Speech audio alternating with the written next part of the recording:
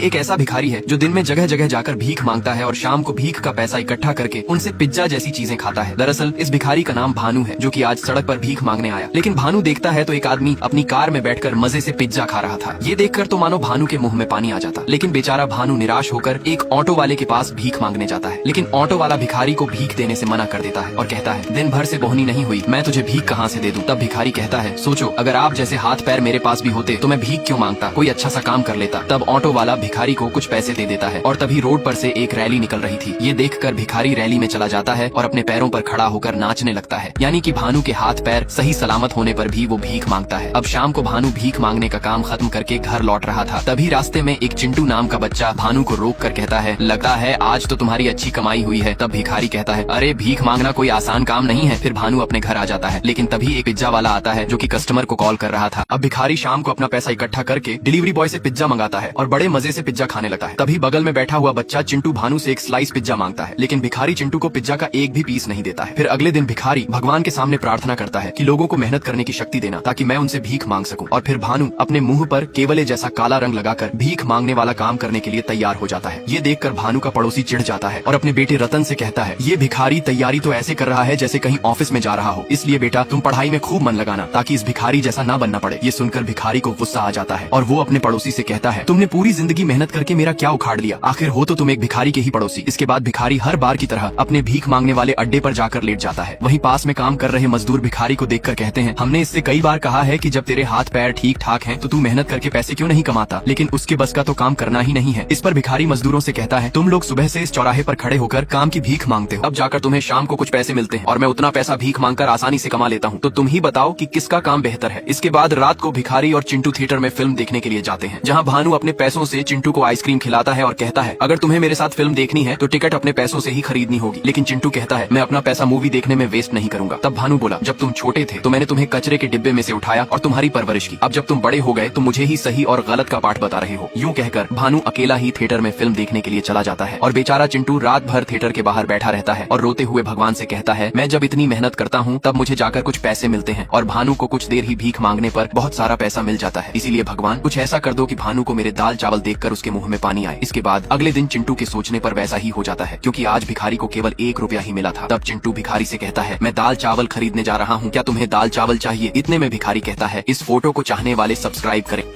अब अगले दिन भिखारी को भीख मांगने पर 1 रुपया मिलता है। ये नजारा देखकर चिंटू बहुत खुश होता है और कहता है, भगवान मैंने आपसे बोला और आपने मेरी सुन ली। अब चिंटू भिखारी के पास जाकर कहता है, मैं दाल चावल लेने जा रहा हूँ, क्या तुम्हें दाल चावल चाहिए? लेकिन भिखारी कहता है, मैं और दाल चावल कभी नहीं खाऊंगा, चाहे भूखा ही रहूंगा। ये सुनकर चिंटू यहाँ से जाने लगता है। थोड़ी ही देर बाद चिंटू देखता है तो एक गाड़ी आकर भानु के पास रुकती है और उस गाड़ी में बैठा हुआ आदमी भिखारी से कहता है, आज हम कई भूखे लोगों को फ्री में खाना खिला रहे हैं। तब भिखारी उससे पूछता है, खाने में पिज्जा है क्या? तब गाड़ी वाला कहता है, हमारे खाने में पिज्जा से बेहतर बेहतर चीजें हैं, इसलिए तुम हमारे साथ चलो, हम तुम्हें बढ़िया खाना खिलाएंगे। और भिखारी भी गाड़ी वाले के साथ गाड़ी में बैठकर खाना खाने के लिए चला जाता है और यहाँ बेचारा चिंटू इतना सा मुंह लेकर देखता रहता है। अब खाने वाली जगह पर पहुंचकर भिखारी देखता है तो सामने एक बहुत बड़ा महल बना हुआ था, लेकिन सभी भिखारियों को महल से दूर गार्डन में खाना खिलाया जा रहा था। तब भानु मन में सोचता है, काश ऐसे आलीशान महल में रहने का नसीब मुझे भी मिल जाए। इसके बाद सभी भिखारी भरपेट खाना खाते हैं और यहाँ से जाने लगते हैं, लेकिन भानु भिखारी यहाँ से जाने की वजह आलीशान महल में घुस जाता है, ये देखने के लिए कि जब महल बाहर से इतना सुंदर है तो अंदर से कितना सुंदर होगा। और यहाँ चिंटू टेलीफोन बूथ से भिखारी को फोन लगाने लगता है। तब भिखारी चिंटू का फोन उठाकर उसे सब कुछ बताता है, मैं एक बहुत बड़े महल के अंदर हूँ। ये सुनकर चिंटू कहता है, अरे तुम जल्दी वहाँ से आ जाओ, अगर तुम्हें किसी ने देख लिया तो चोर समझकर बहुत मारेंगे। तभी महल में भिखारी की नजर एक रीना नाम की लड़की पर पड़ती है। ये देखकर भानु दुम दबाकर भागने लगता है, लेकिन सभी गेट तो लॉक थे। अब चिंटू भानु से कहता है, तुम ऊपर वाले कमरे में चले जाओ, शायद वहाँ पर कोई बालकनी होगी तो वहीं से तुम भाग जाना। जिसके बाद भानु सीढ़ी की मदद से ऊपर जाता है, लेकिन वहाँ उसकी नजर एक हीरा नाम के आदमी पर पड़ती है और वहीं रीना भी आकर हीरा के साथ कॉफी पी रही थी। तब हीरा रीना से कहता है, ये इतना बड़ा महल है फिर भी तुम मेरे पास क्यों चिपकती हो? ये सब सुनने के बाद रीना हीरा से कुछ नहीं कहती है। तब भानु सोचता है, इस लड़की ने अपने बॉयफ्रेंड के साथ मिलकर अपने पति को धोखा दिया है। और यहाँ चिंटू भिखारी से कहता है, तुम जल्दी वापस आ जाओ, लेकिन भानु कहता है, अब मैं वापस नहीं आऊंगा। अब भिखारी जैसे ही महल में रीना नाम की लड़की को देखता है तो डर के मारे यहाँ से भागने लगता है। और यहाँ चिंटू भिखारी से कहता है, तुम जल्दी महल से लौट आओ, लेकिन भिखारी कहता है, अब मैं महल से लौट कर नहीं आने वाला हूँ। और ये कहकर भिखारी चिंटू की कॉल कट कर देता है। इसके बाद भिखारी पूरे महल में जगह जगह पर घूमने लगता है और भानु को फ्रिज में जो खाने की चीज मिलती है वह उसे बड़े मजे से खाने लगता है। यहाँ तक कि भिखारी आज पहली बार बाथटब में भी नहाता है और बढ़िया से बढ़िया कपड़े पहनकर कोमल बिस्तर पर आराम से सोता है। और तभी भानु को सपने में अपनी पत्नी काजल के साथ बिताए हुए दिन याद आते हैं। जब भानु और काजल फुटपाथ पर सो रहे थे और भानु को जोरों से नींद आ रही थी, तब काजल भानु से पूछती है, आज तुमने मजदूरी पर कितना बोरी उठाया है? तब भानु कहता है, आज मैंने पूरी 258 बोरी उठाई है। इस पर काजल भानु से कहती है, तब तो तुम्हारी पीठ में दर्द हो रहा होगा, तुम पीछे घूमो, मैं मालिश कर देती हूँ। लेकिन भानु कहता है, मालिश की कोई जरूरत नहीं है, और हाँ, कुछ दिनों में तुम्हें एक आलिशान घर गिफ्ट करूंगा। और इतने में रात के 2:30 पर महल में भानु की नींद खुल जाती है। तब भानु देखता है तो हीरा दरवाजे में से झांक कर कुछ देख रहा था और गुस्सा होकर वहाँ से जाने लगता है। तब भानु भी जाकर दरवाजे के पीछे देखता है तो रीना हीरा की लाश को कुछ कर रही थी।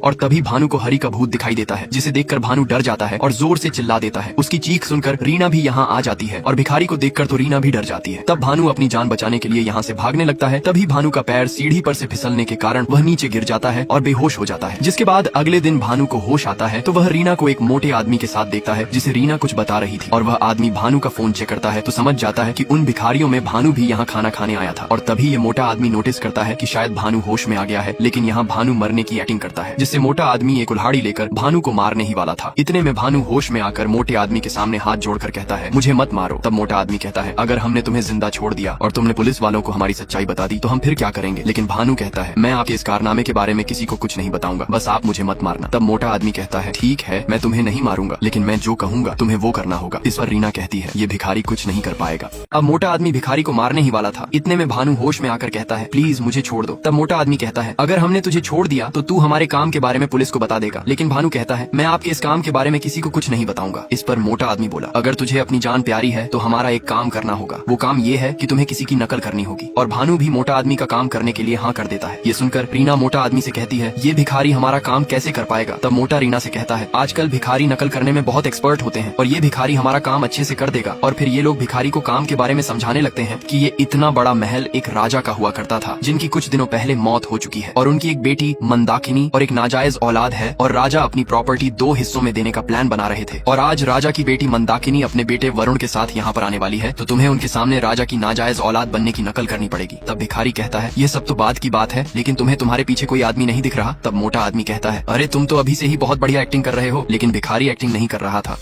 क्योंकि उसे असल में हरि का भूत दिखाई दे रहा था। इसके बाद मोटा आदमी और रीना भानु के बाल वगैरह काट के उसे भिखारी से एक अच्छा आदमी बना देते हैं। लेकिन भिखारी के गले में लटके हुए काले धागे को भानु किसी को हाथ भी नहीं लगाने देता है। अब कुछ देर बाद मंदाकिनी अपने बेटे वरुण के साथ यहाँ पर आ जाती है, और भिखारी को समझाने के लिए रीना ने भानु के कान में एक छोटा सा एयरफोन लगा दिया था, ताकि उसे रीना बता सके कि तुम्हें क्या क्या बोलना है। अब मंदाकिनी भिखारी से कहती है, अगर तुम मेरे पिताजी की नाजायज औलाद हो तो तुमने अपने बचपन में 4 पासपोर्ट साइज फोटो बनवाई थी, तो बताओ इनमें से तुम्हारी असली फोटो कौन सी है? तभी हरि का भूत आकर कहता है, ये वाली फोटो मेरे बचपन की है। इसके बाद भिखारी हरि की बताई हुई सही फोटो पर उंगली रख देता है। फिर मंदाकिनी वरुण से कहती है, ठीक है बेटा, तुम पेपर्स पर साइन कर दो। दूसरी तरफ हरि का भूत पागलों की तरह चिल्ला रहा था, ये लोग तुझे पागल बना रहे हैं, पेपर पर साइन मत कर। लेकिन वरुण पेपर पर साइन कर देता है। और फिर हरि खुद भिखारी से कहता है, तुम इन लोगों का साथ कैसे दे सकते? अब हरि का भूत चिल्लाता रहता है और वरुण प्रॉपर्टी के कागज पर दस्तखत कर देता है। तब हरि का भूत भिखारी के पास जाकर कहता है, तुम ऐसा कैसे कर सकते हो? लेकिन भिखारी हरि की बातों पर ध्यान नहीं देता है। फिर हरि अपने साथ जो हुआ वो भानु को बताने लगा है, इन लोगों ने मुझे पैसों का लालच देकर इस महल में ले आए और मेरा भी तुम्हारे जैसा मेकअप करके एक्टिंग करने लायक बना दिया। और जब मुझे इन लोगों के काम के बारे में पता चला तो मैंने ज्यादा पैसों की मांग की, जिससे इन लोगों ने मुझे उसी रात खत्म कर दिया। ये सुनकर भिखारी घबरा जाता है और मंदाकिनी के सामने कहता है, मैं तो एक मामूली सा भिखारी हूँ, लेकिन इन लोगों ने मुझे पकड़कर राजा की नाजायज औलाद बना दिया। तब मंदाकिनी को बहुत ज्यादा गुस्सा आता है और वो भानु को चप्पलों से पीटने लगती है और रीना से कहती है, अच्छा हुआ कि इसमें सभी लोगों के सामने मुंह नहीं खोला। तब भिखारी को पता चलता है कि मंदाकिनी ही रीना की माँ है और ये सभी लोग मिले हैं। इसके बाद मोटा आदमी भिखारी से कहता है, यहाँ तो तूने मुंह खोल दिया और अब जो असल में इस प्रॉपर्टी के वारिस हैं वो आने वाले हैं। अगर तूने उनके सामने मुंह खोला तो अपनी जान से चला जाएगा। इसके बाद रात को राजा के सभी वारिस इकट्ठे होते हैं और मोटा आदमी लोगों से कहता है, आप सभी लोगों को 10 से 12 लाख रुपए मिलेंगे।